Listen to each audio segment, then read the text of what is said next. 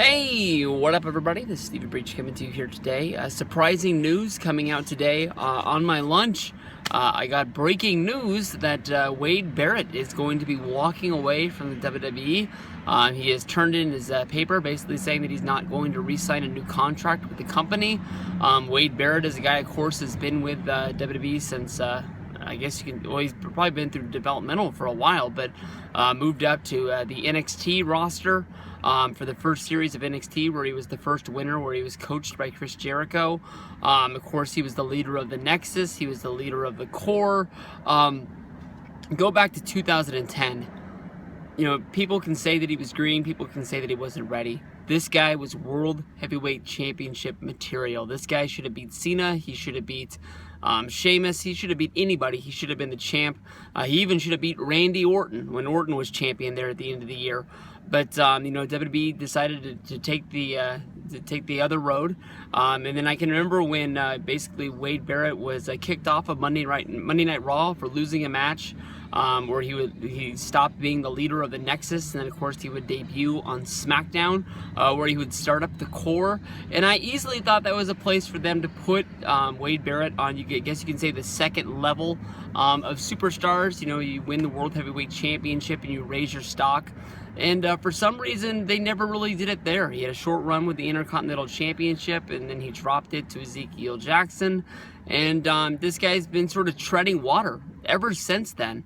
You can think of him winning the King of the Ring tournament last year, and then when they had that, they really didn't do anything with him. He didn't even win matches after becoming King of the Ring.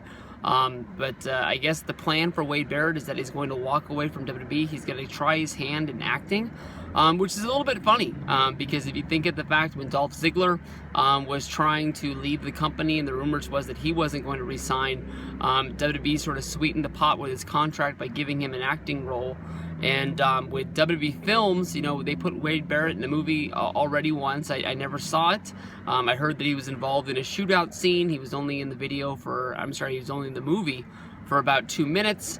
And he never even had a speaking line. So I don't know if that means that he doesn't have a lot of pull in Hollywood, or maybe they don't have a plan for him. But if anybody's going to put this guy in movies, it's going to be WWE with their WWE Films department. So I don't really know how this is going to work out, but Wade Barrett, I don't think he's really going to have a big pop if he goes to TNA or if he goes to another company out there.